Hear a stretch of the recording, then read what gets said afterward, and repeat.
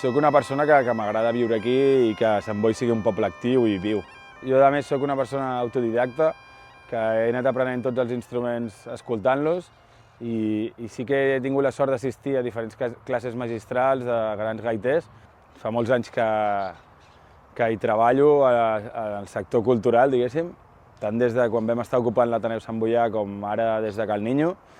I soc una persona que també ha organitzat el Festival Rubrifolcum, que és un festival que fa 14 edicions que es fa a Sant Boi, que porta música tradicional i folk aquí.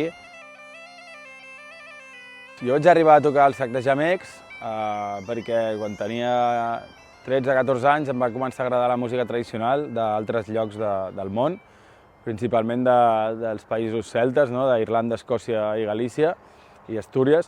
I després vaig adonar-me que aquí a Catalunya teníem una tradició, una música tradicional i uns instruments, i al cap dels anys he aconseguit acabar tocant el sac de gemecs, que és un instrument propi d'aquí, de Catalunya. És un instrument que es va perdre de l'any 58 a l'any 82, que es va tornar a reconstruir i a tornar a portar als carrers.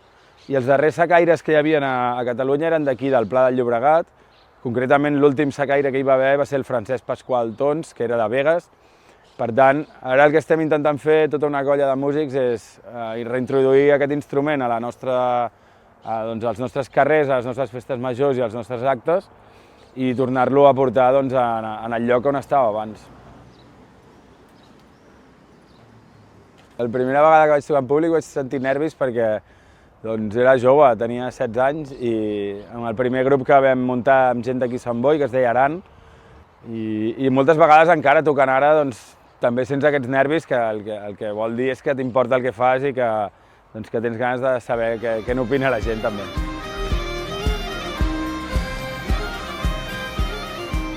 En el meu projecte, que es diu Ros, combino instruments tradicionals com el sac de gemecs i altres com el violí, les flautes, amb música electrònica i amb música moderna, perquè és el que m'interessa fer ara mateix.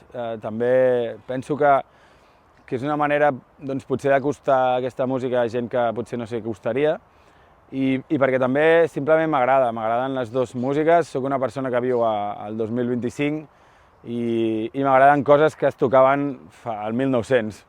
I m'agrada mesclar les dues coses, no? M'agrada mesclar la tradició amb la modernitat perquè penso que és la manera que pot perviure la tradició.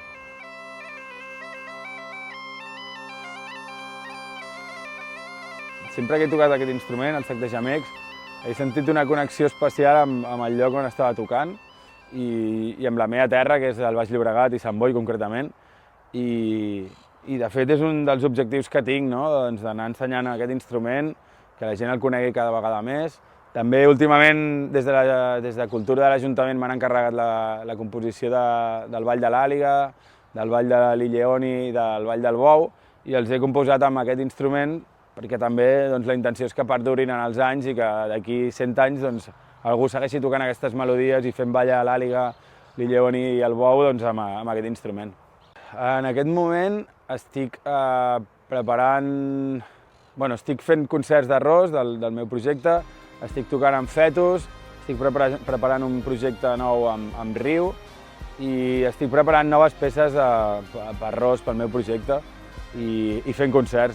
Ara vinc de Galícia, també vam estar tocant aquest instrument, vam estar a Irlanda per Setmana Santa, a un festival que es diu Piping Hell, Piping Heaven, que vam compartir festival amb diferents gaiters d'Irlanda, Escòcia i el Regne Unit, i va ser una bona ocasió per portar el nostre instrument a altres països i que coneguin com el toquem, el repertori que fem i una mica estar envoltat de gent que fa el mateix però amb instruments propis de la seva terra. El sac de gemecs m'ha ensenyat que per aconseguir alguna cosa cal il·lusió, ganes i després també bastanta disciplina i assaig. Els músics ja trobem l'èxit a poder viure una mica de la música i que ens paguin per tocar, però penso que una mica l'èxit és fer el que vols fer sense haver-te de vendre a ningú i una mica creant el teu discurs, tocant en projectes en els que creus i que també et venen a buscar per tocar-hi. I una mica penso això. Doncs a un jove que vulgui començar a tocar un instrument tradicional li diria que se l'agafi, que li agradi, no? Per començar, que li agradi la sonoritat, que li agradi, que tingui referents, que pugui dir, ostres, m'agradaria tocar com aquest o com aquell altre, que busqui bons professors, que escolti molta música i que faci una mica el seu camí també, en el fons, perquè el que està bé també de la tradició és com agafar-ne coses i després deixar-ne. I penso que és això, que ara mateix hi ha moltes opcions, com les aules de música tradicional, com les MOOC, com el Tradicionarius, on pots aprendre aquests instruments de bons mestres i sobretot doncs, que tinguin il·lusió perquè aquests instruments es tornin a tocar als carrers, als escenaris, no? I que siguin instruments vius, que ens els sentim propis i que ens els estimem.